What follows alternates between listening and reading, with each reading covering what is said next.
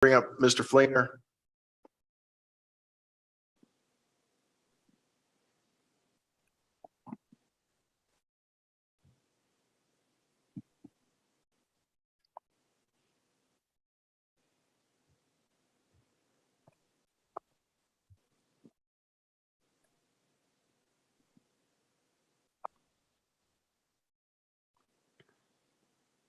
Well, we had him.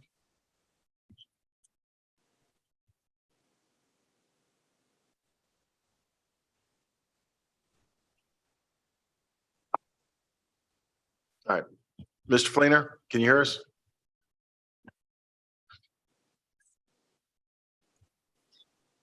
You hear me?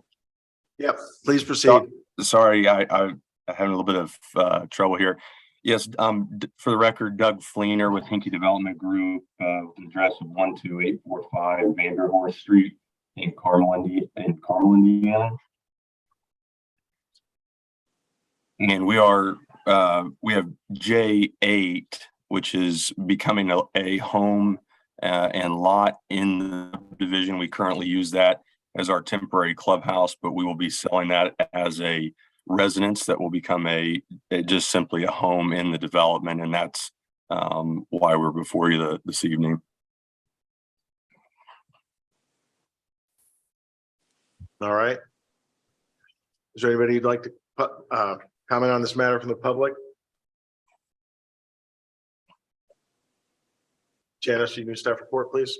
Further expand on the request. This petition is for the request of approval to replat, to relocate the existing property line between the clubhouse and lot J8, incorporating a portion of the unplatted lot with J8.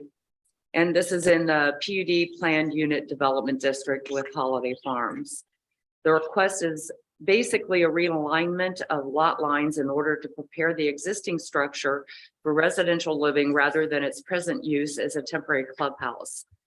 The realignment of the property lines of lot J8 as reflected in Exhibit 6 of the staff report will allow for the accommodation of existing landscaping and improvements such as the front sidewalk. Along the south line, the additional land will accommodate lawn area that was utilized with the temporary clubhouse. This replat will not affect an easement, right-of-way, or drainage patterns. Staff has no concerns with the realignment of the property lines, with the exception of the requirement to include the sanitary sewer lines shown within the easement for documentation purposes, which is Exhibit 7. Staff supports the request, and I'm happy to answer any questions. All right, thank you. At this point, is there any questions from any comments from any of the members of the Plan Commission? I've got a few.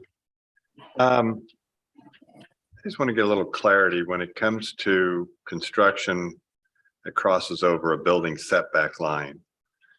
It appears to, for lack of a better way to describe it, the southwest or southeast portion of this house has kind of some hardscape and a patio area and a gazebo out there.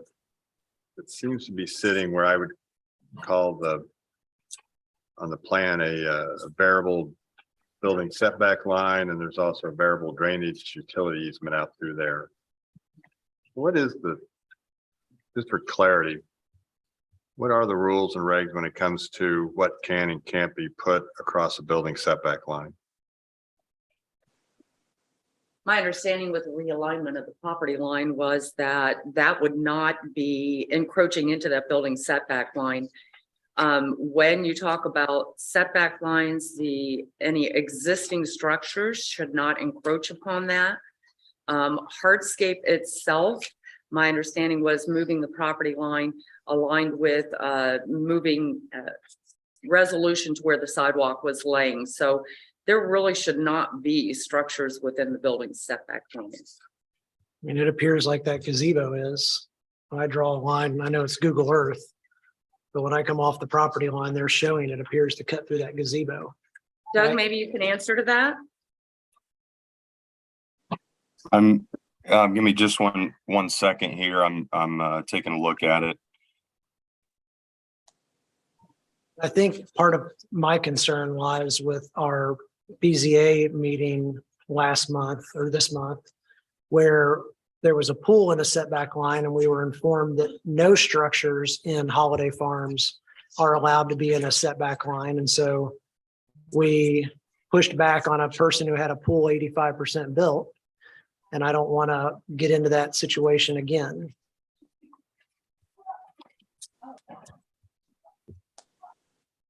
Nor does Larry, I venture to guess. Correct.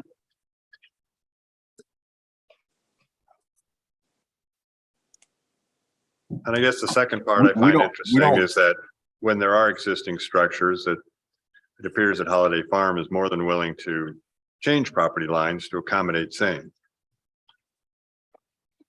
Yeah, So which side of this are we on? this individual situation is a little unique as it started as our temporary clubhouse and will be next to the clubhouse. And in regards to the back building setback line, at both Chatham Hills and Westfield and at Holiday, we haven't permitted any structures to be in the back BSL, but the ARB will review anything that is not footed. They would take a look at whether that be a concrete patio or that type of thing that might go in the BSL, and that's reviewed by the ARB on a case by case basis. In regards to the gazebo, we can take a look at that. I did talk with Phil, who I'm filling in for tonight briefly before the meeting, and I don't believe that is, but we will take a look into that to see if that encroaches into that area there. But that would be only unique to this situation, as it was our temporary clubhouse and next to the eventual clubhouse. So I had a conversation with my attorney.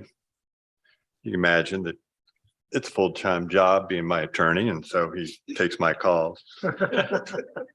He kind of came up and explained to me that when it comes to situations, and this is more a BZA thing, but also when you mentioned architectural review board approval or review, he came up with a term, it's a two-lock box, that you both have to comply with Town of Zionsville to get the permit, but you also have to comply with Holiday Farms and their architectural review board. And just because you get one key doesn't mean the other key's guaranteed. What you just now told me is that the architectural review board is going to take this under consideration. I guess what I'm driving for is I would prefer to see things come before us with a certain amount of clarity and closure. I'm not particularly interested in approving one change if there's still other changes that may be needed, or I don't particularly feel comfortable with this situation where we keep hearing and somebody else will review this at a later date. So here's the challenge I have to, or I guess compliment to that, but the PUD is our purview. They made that our purview when they asked us to pass the PUD. And if the PUD says this structure, any structure like this, an accessory structure, can't be in the building setback line, it doesn't matter what the architectural review board says. We've got to agree to it first.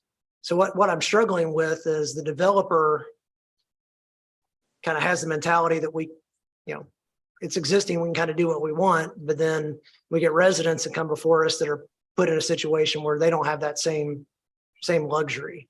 And in this case, if that is a gazebo, that's a structure, it's an accessory structure, and it is not by your PUD allowed within the property line. So if we approve the property line change, that's still going to have to be removed from the property unless you go before the BZA and ask for a variance. So Is that not correct? Okay. I guess the question I would have is, both parties have to agree. Does it matter which order they go in? I guess is the question I would ask. Because I know I watched the one you're talking about. Yeah. And, you made the comment, I don't know why it's here. The ARB needs to approve this before it gets to us. And then you just reversed that and said, we should approve it before the ARB. I'm just trying to figure out which would go One was a first. variance. So the other one was a variance. Okay. So if they're going to come to us for a variance, they should have done it having the ARB's approval, not hoping that we would allow them the grace to do it and then use that as a way to force the ARB. And I know there's been a couple lots that came back from Holiday Farm where they did modify setbacks, and that was to us, if you recall. Yeah, yeah. There's been 3 or 4. Correct. That I recall, so. I just, in this instance, though, making this change causes this to be non-compliant. It may already be non-compliant. And to my knowledge, there was no approval of the non-compliant condition. So are we going to approve a non-conforming existing condition? Because that request is not on the table. Right, it seems to me there are two options. One, I mean, they could just move the line so that there's not a non-compliance, Yes. or they could ask for a variance Yes. to the standard that says you can't be there. But yeah, I think we need some clarity about whether or not there is a non-compliance. I don't know where the gazebo is. I don't know, but I mean, I think we need to know that. And so either Mr. Fleener or staff have to help us figure that out. We'd be happy to request a continuance for this evening. I think this was probably thought of as a simple replat, and be happy to address any of the questions that were brought up this evening, and then we can come back to you.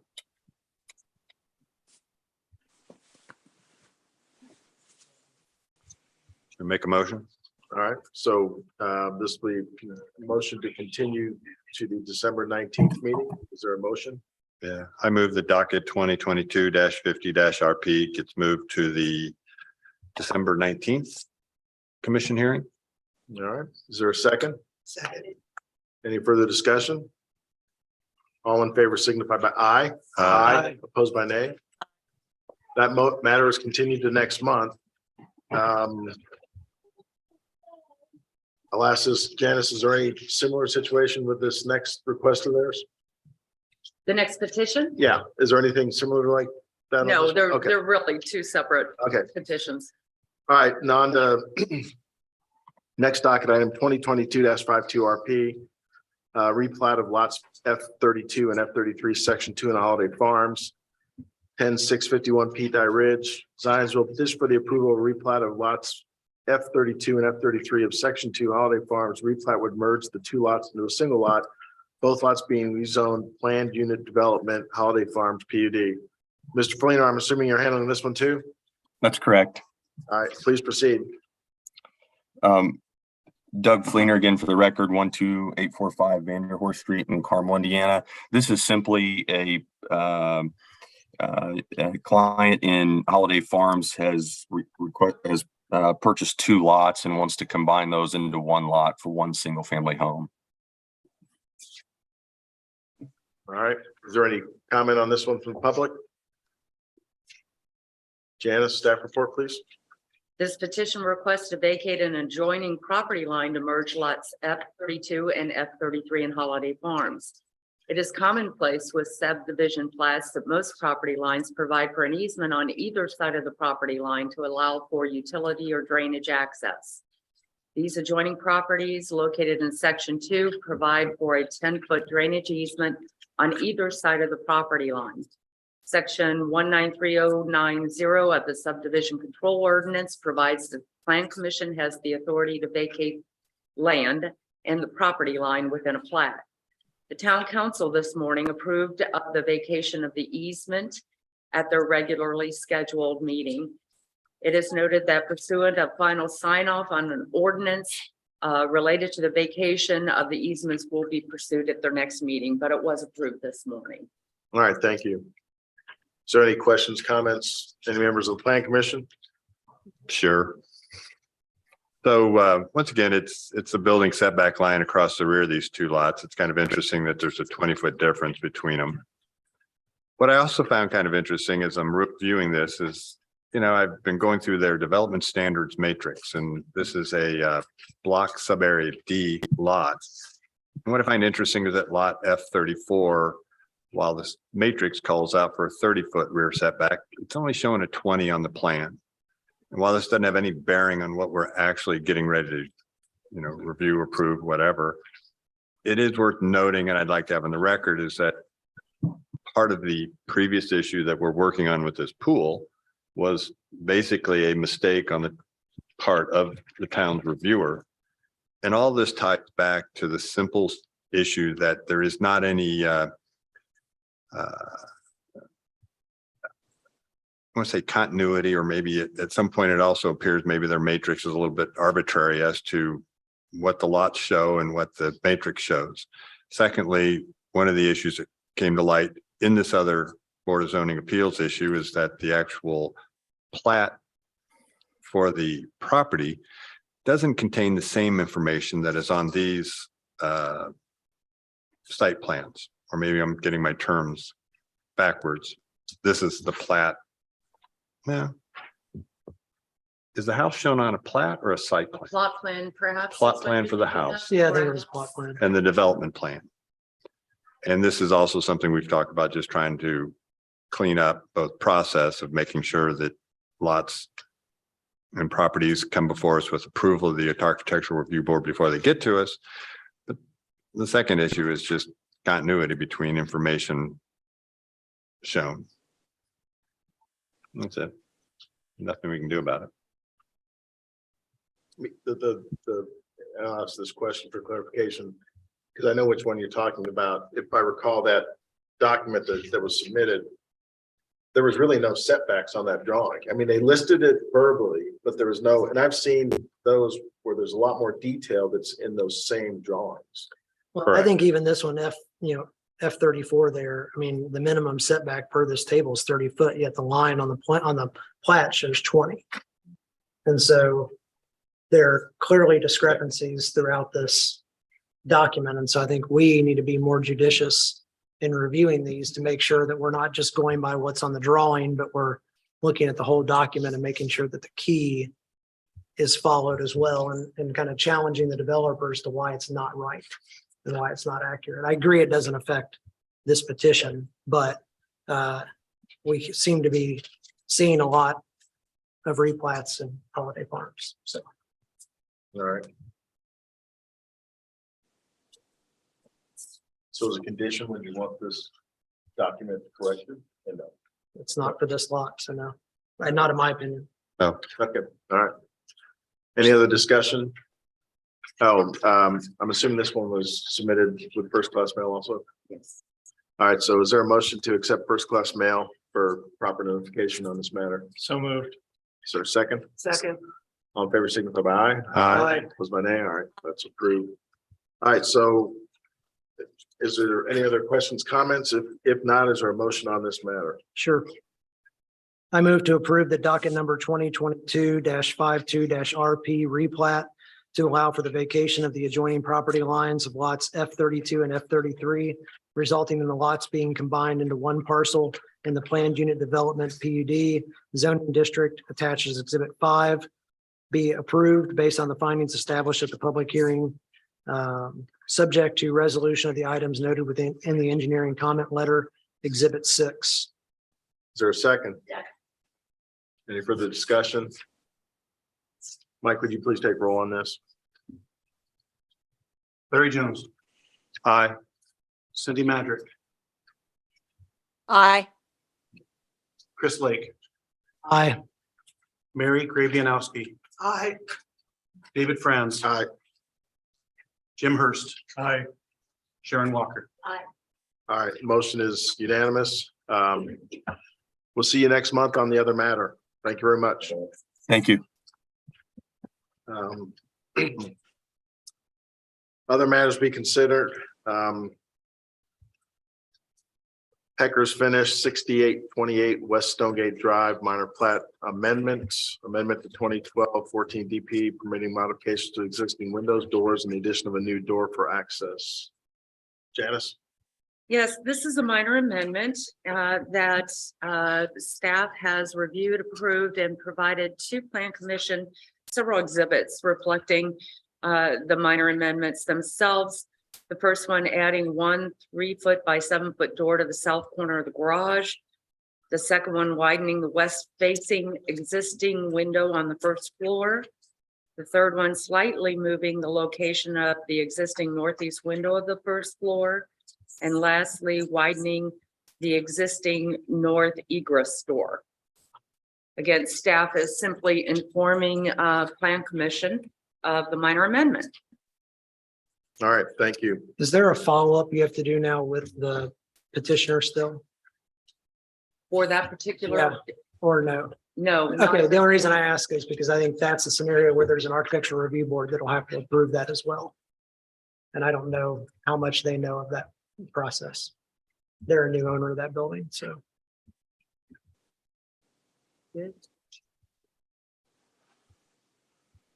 Guess we'll find out. Anything else on that one? All right, next item is resolution for Plan Commission's rules of procedure. Janice, can you comment on this one also? Yes, as I mentioned this morning, the town council did review the 4 ordinance amendments that we had put before the Plan Commission at their last meeting. They did approve for the rules of procedure for the Plan Commission to be removed from the zoning ordinance so that is squarely placed on the Plan Commission to update, revise as needed. No text change happened during this process. And what we're looking for right now is simply the Plan Commission to re-adopt the rules as they stand. Again, no text change to them at this point in time. All right, thank you. Is there any questions, comments? So we need to make a motion to re-adopt. To adopt the resolution, which re-adopts your rules of procedure as a standalone document that you own, and you don't have to go to the town council to amend.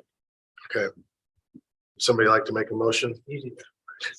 So I move to re-adopt the resolution of the Plan Commission rules of procedure as currently adopted with no text changes. Second.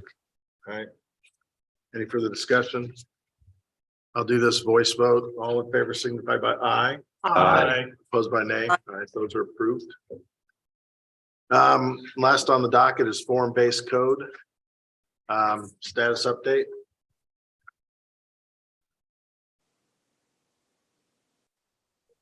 Please do. Thank you.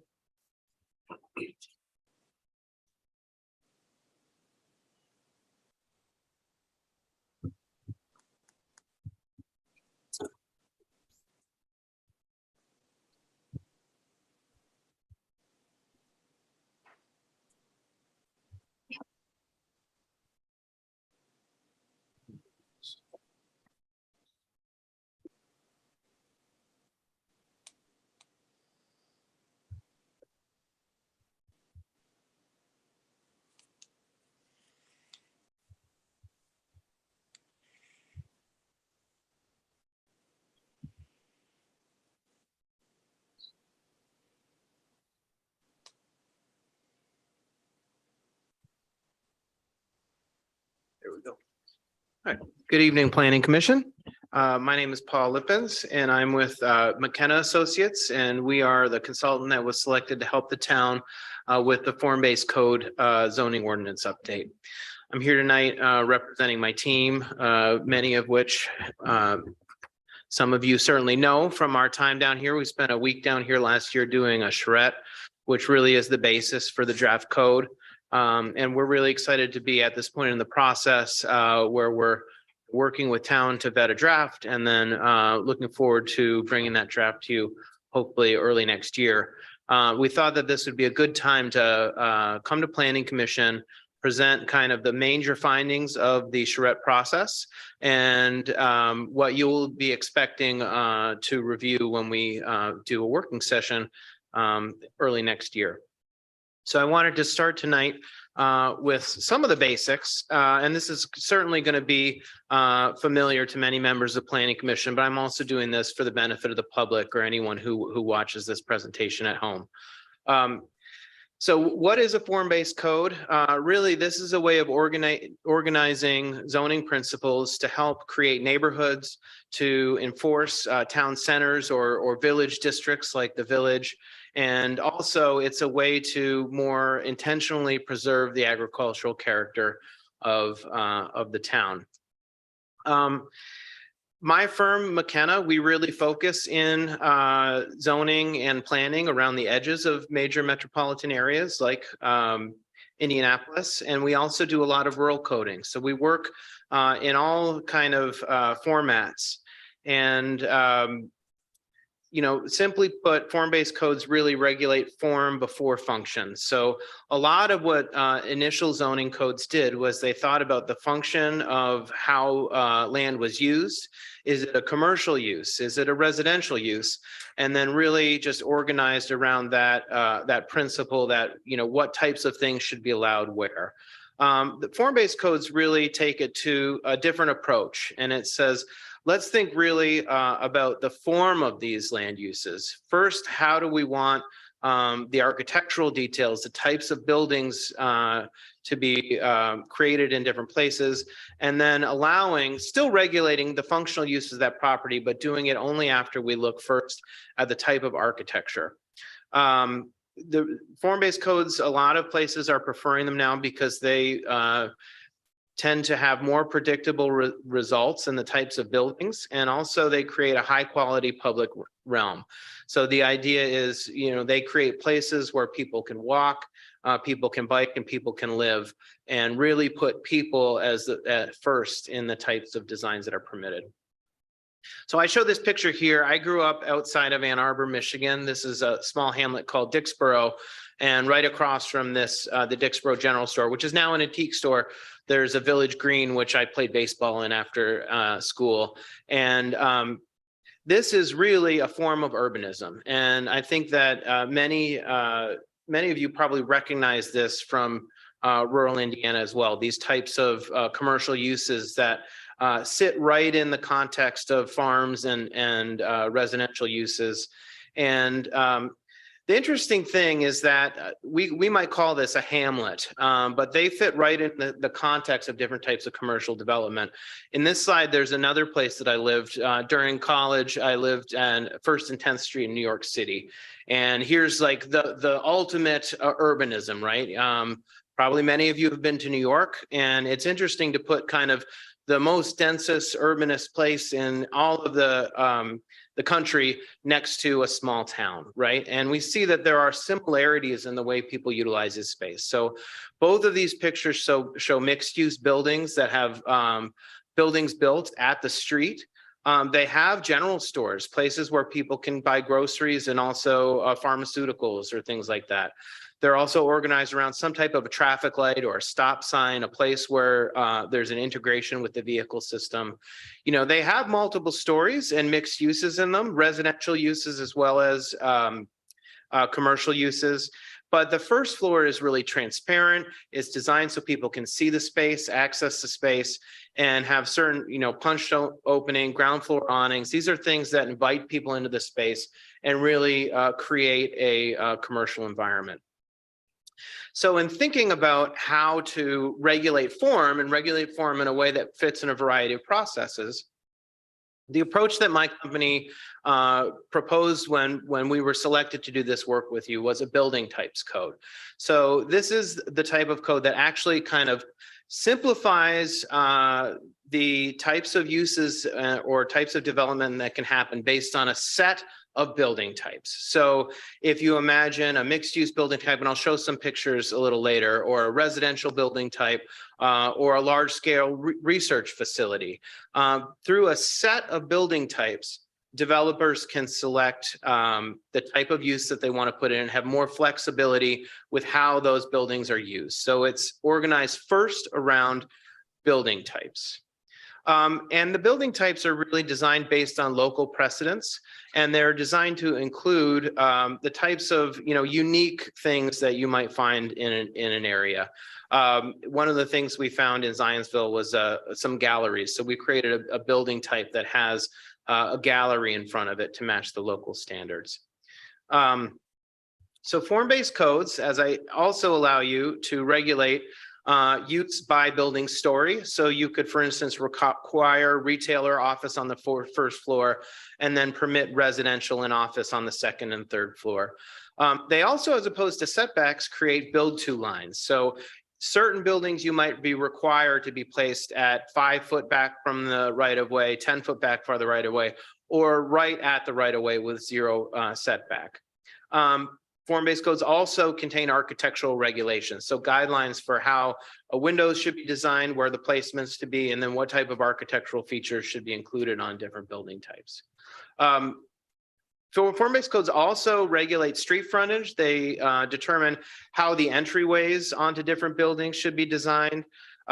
They streamline development processes. So in situations where developments might be more complicated, by using a building type, knowing that all of the architectural standards are included in that building type can make it so those types of developments can be approved quicker. In other words, you don't have to determine for every single site what all of the different architectural reviews should be. If it fits within the building type, oftentimes you can do a staff or an administrative approval of what might otherwise be a very complicated development process. And they can require that new developments match a predetermined concept. So this is also a way that you can use a plan for an area to fast track development if a plan relates to the building types that are included in the form-based code. So I mentioned this before. So each area within the town can be coded or mapped in zoning districts according to those values and context. So in places where you have the village, you would have a set of building types that are related to the village. In the rural areas, you would limit the building types only to match the types of buildings that are more appropriate in the rural context. And then similarly, in neighborhoods, you might only permit residential building types with a more limited set of other buildings that could be utilized.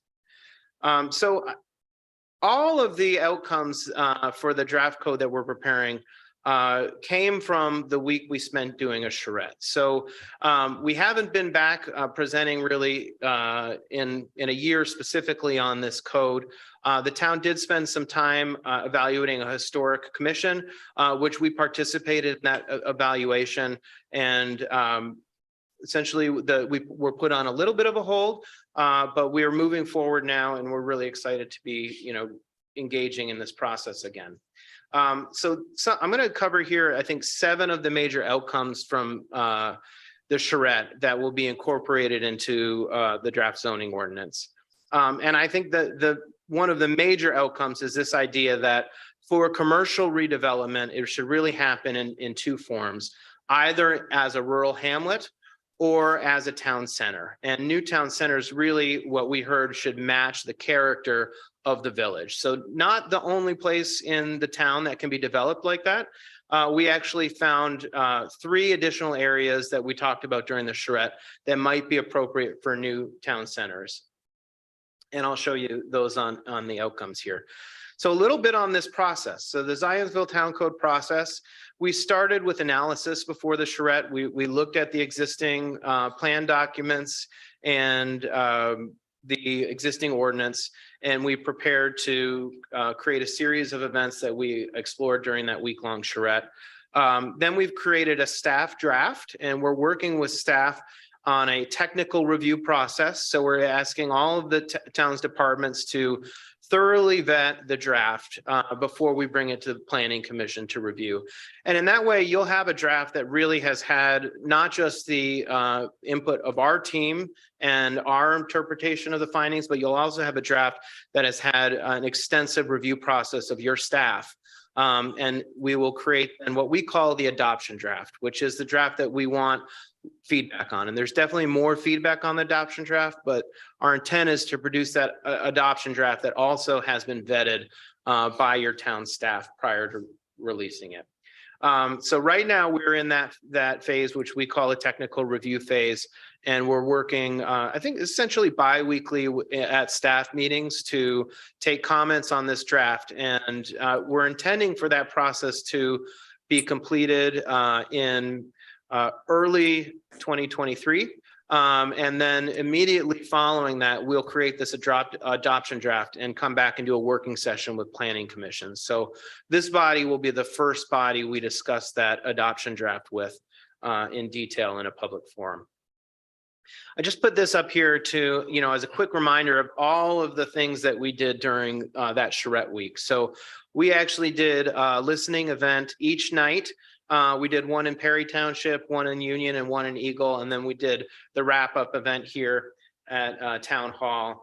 But throughout the day, we had an extensive series of workshops and focus groups where we really took the time to examine a lot of the development issues that are happening in Zionsville and talk in detail about what the existing code, what the issues were with the existing ordinance and how best we should approach solving those issues and creating a new zoning ordinance for the town of Zionsville. And I've summarized those really into 7 findings or 7 outcomes, but I want to also cover what we presented at that last meeting about what we heard. So in rural areas, what we heard, and this is directly from town residents and business owners who participate in this process. It was very important to preserve the rural character, maintain open space, ensure high quality and diverse architecture. No cookie cutter developments was what we heard. There was wide support for hamlets and cluster style zoning that would preserve development rights, but also make sure that there was open space preserved as well. Residents in the rural areas were very concerned about impacts of commercial industrial development. They wanted a variety of housing options, protecting local businesses and preventing leapfrogging of utilities and that type of development. So basically, they wanted development to happen adjacent to existing development. Simplification of code requirements and noting that for new uses like solar or wind, that it would be more desirable in commercial and industrial areas. In findings about the village, we heard new development in the village should match the existing character. We heard a lot about height limits, but that it could go up to four stories if it was appropriately done with setbacks and consideration of view sheds. But that there should also be limits on floor to floor heights. That variance standards should be looked at and enforcement of the ordinance, the new ordinance should be a priority. We heard about interest in blending housing types, providing code that would support accessory dwelling units. That's what ADUs means. Also a duplex and upper story apartments. Accommodating short-term rentals or emerging land uses. Adjusting parking standards to fit with development economics, encouraging sidewalks on all streets, and addressing stormwater drainage issues. We heard a lot about stormwater and drainage issues in the village, and particularly about water trespass issues. I've got a little more findings that we heard about the village.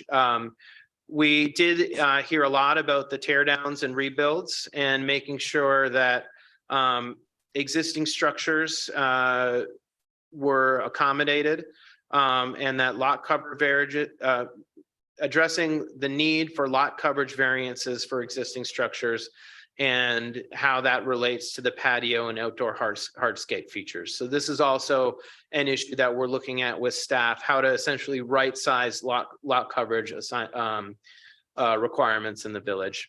And we had a note here that was presented at the charrette about how the actual or original plat for Zionsville, which I've included on this side, actually had lots at 5,000 feet. So we actually did, following the charrette, somewhat extensive nonconformity analysis with staff where we looked at the lot sizes for each lot in the new districts that were being created to try to make sure that the new standards would reduce nonconformity. I do want to say that every zoning ordinance I've ever worked on, there are definitely lots that don't conform with the zoning ordinance requirements, but what we always try to do is move that in the right direction. So this is a part of right sizing lot standards, is to actually say, how big are the lots in this district? And if we create a lot requirement of this, say 8,000 square feet, how does that relate to if we adjusted it to 5,000 square feet? So in the village, we also heard that it was desirable to have a variation, again, of inventory housing types and those types of residential requirements as well, and support for accessory dwelling units or carriage houses as well.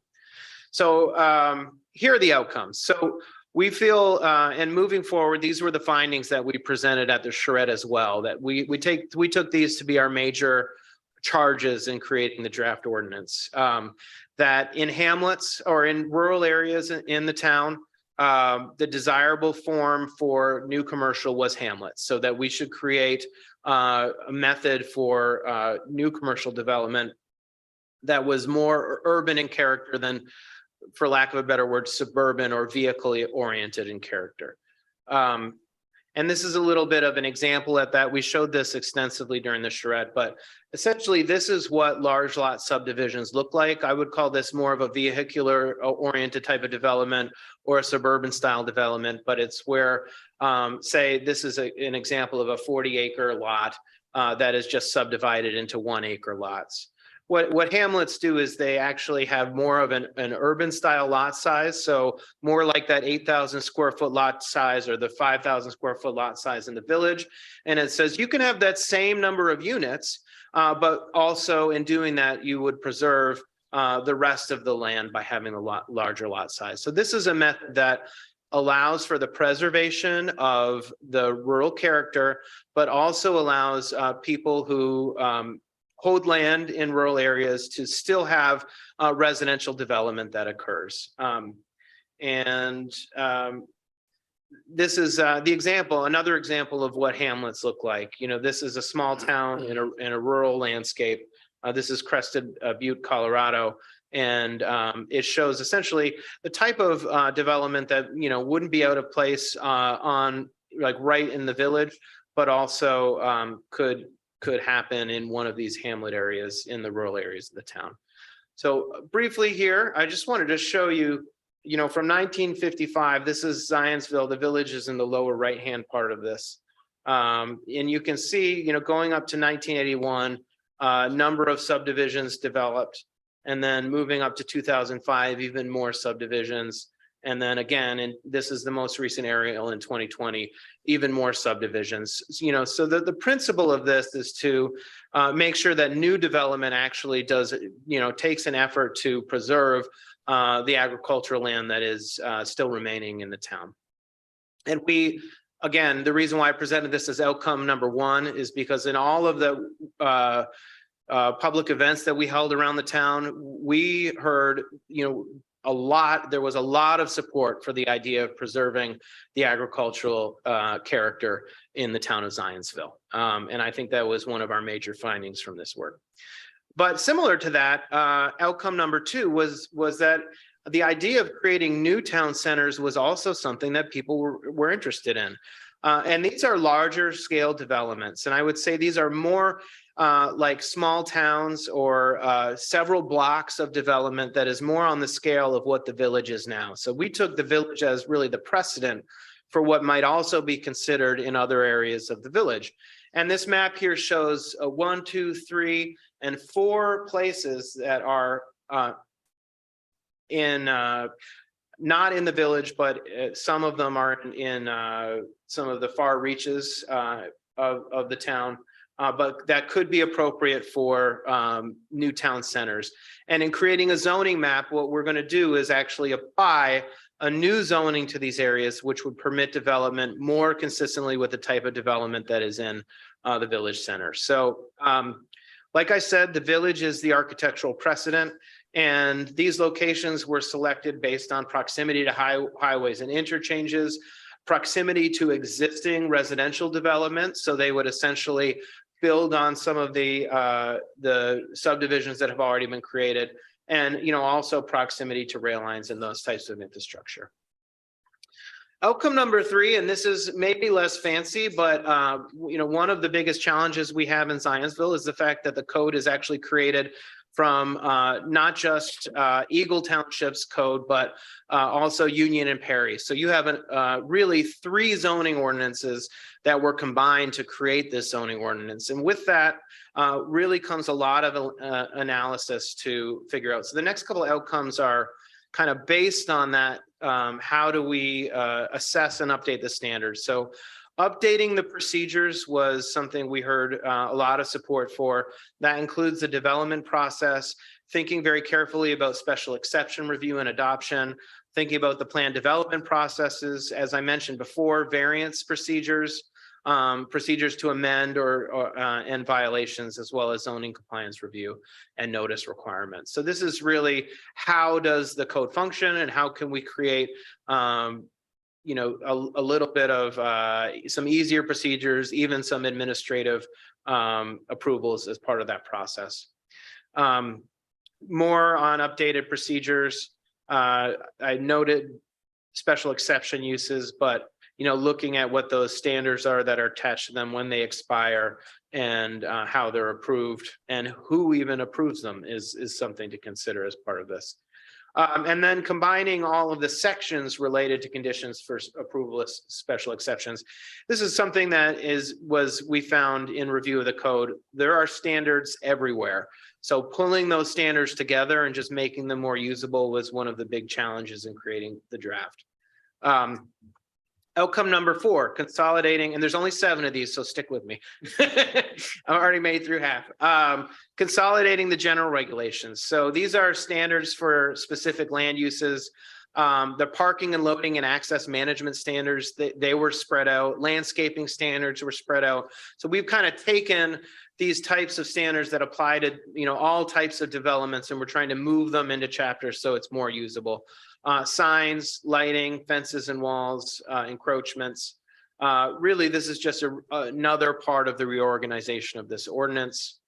And then this was what we presented, slightly modified from what we presented at the charrette, but this is the reorganization of the code. This is essentially the table of contents that we created for the technical review draft. So starting with the purpose of the ordinance, the title, putting the definitions right up front because they're very important to how the code is interpreted, developing permitted use tables and permitted building types tables as part of that, scheduled regulations, which summarizes all of the regulatory requirements. We developed a chapter of form-based standards, which really describes those building types.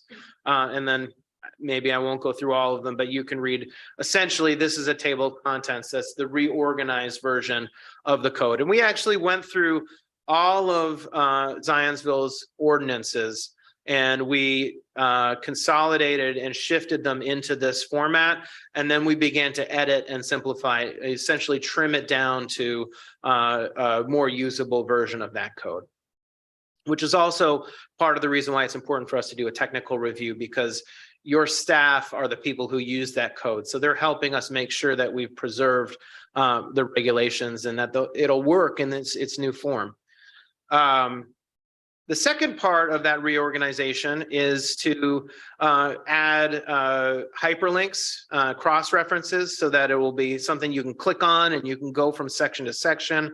You know, really looking at making sure that we've added enough graphics to make it usable, and then that we've gotten the definitions right. So this is kind of our last step after the technical review. We'll go through and actually add more hyperlinks and make sure it's a highly functional document before Planning Commission or the Town Council needs to look through it. So outcome number 6, I'm getting there now.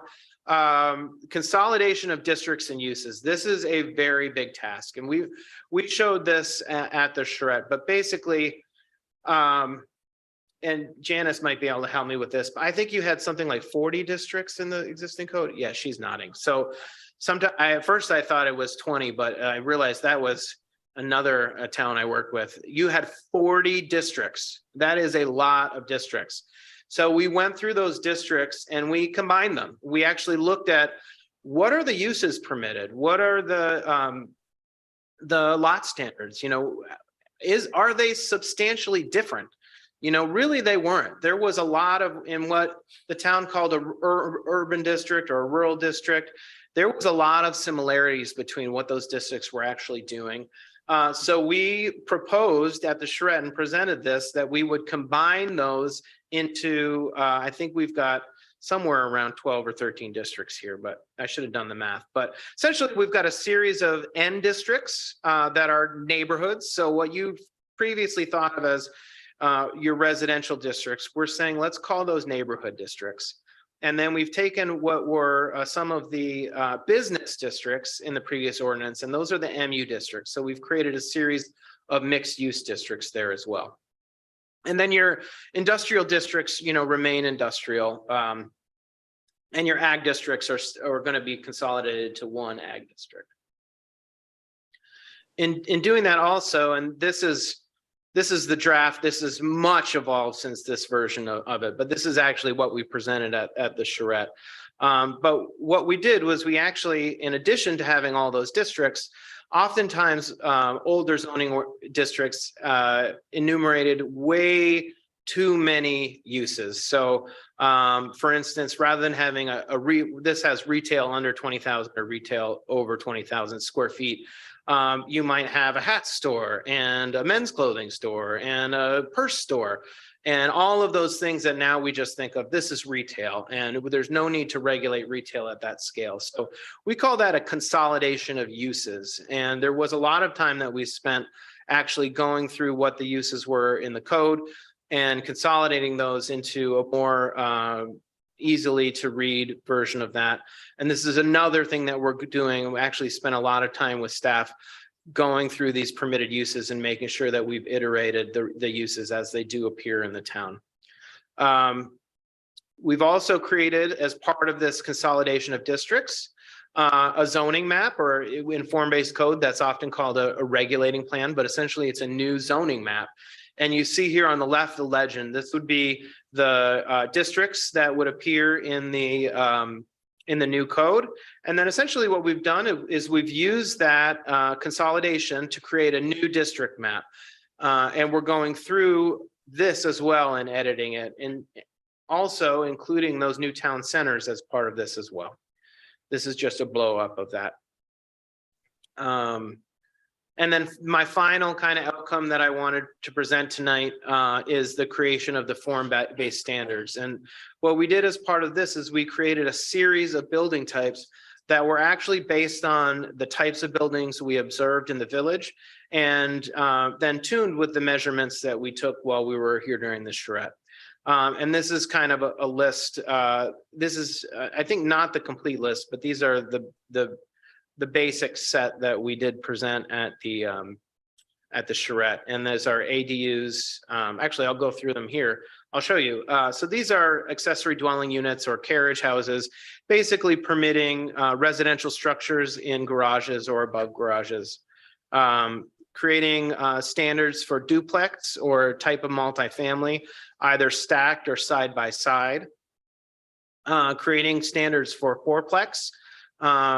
These would be, kind of small apartment unit buildings or four-person apartment buildings. Standards for single-story retail or office.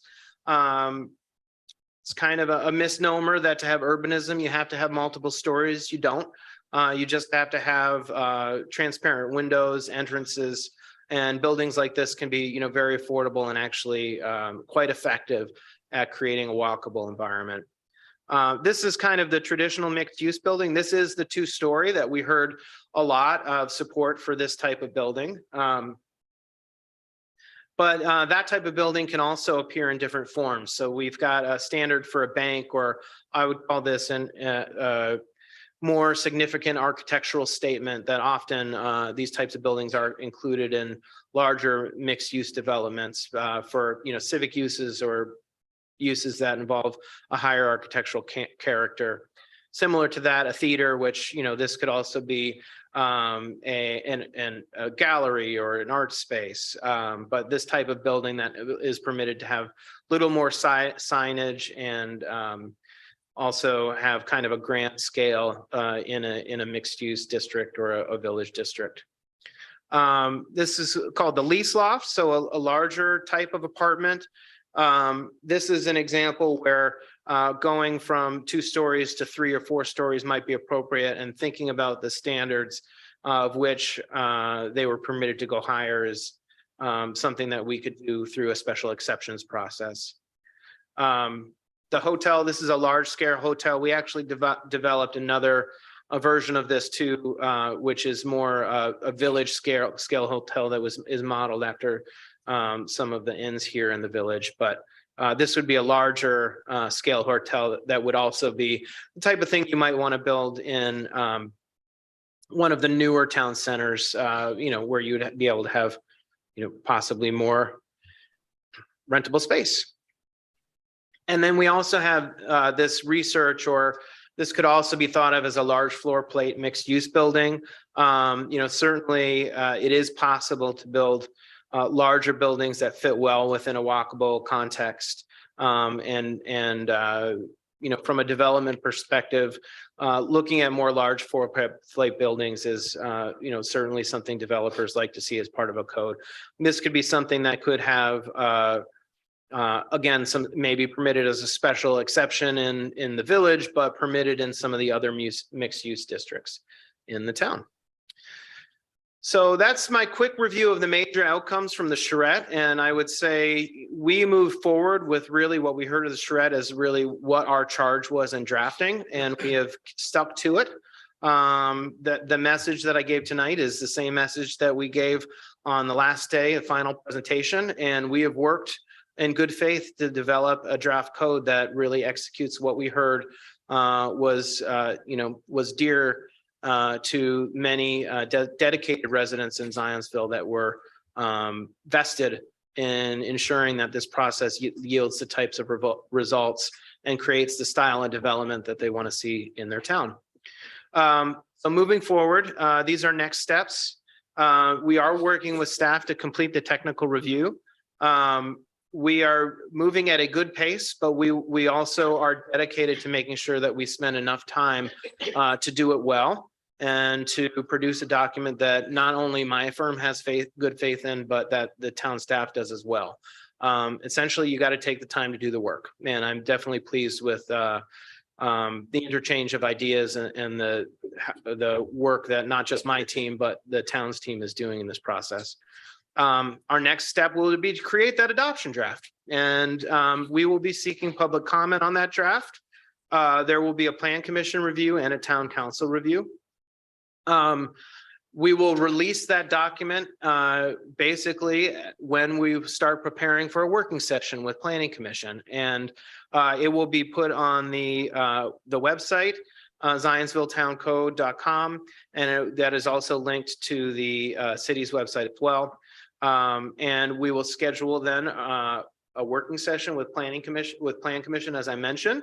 We'll take comments from plan commission. There, certainly we could also take comments from the public at that meeting, but it will be, planning commission's preference, really how we want to structure that. There'll be an opportunity for revisions based on those comments. And then there will be another plan commission meeting. So you will not be asked to make any decisions on this document the first time we talk about it. We'll have a discussion. It'll be a work session. And then what we'll do is we'll go back with town staff and we'll address the concerns. And the plan is to bring it back with those revisions for you to consider. You would make a recommendation at that time for town council's consideration. And then we would do the same process with town council. They would have an opportunity to review it, make comments, request revisions, and hopefully in all of this, we will have a document that's ready for adoption. I'm hoping maybe late winter of 2023 or early spring, but we're really targeting that kind of March timeframe. There's a lot of work to get there. And we also understand that there are a lot of other priorities that town is working on. So we are taking our cues also from the town about what the best timing is for this process, but we want to time it, according to not just the work that staff's doing, but also town council's agendas and all of the things that town council is trying to the business town council is trying to prioritize, and as well as planning commission, what you have on your agenda next year as well. But we do think that the schedule we've outlined is achievable. And we do anticipate having a working session with you, maybe January, maybe February, but I hope to see you soon to kind of walk through in detail the draft. And that is my presentation. I maybe took longer than you wanted, but hopefully not. And certainly if there are questions or comments, I'd love to chat with you about. All right, thank you very much. Does anybody have any questions or comments? I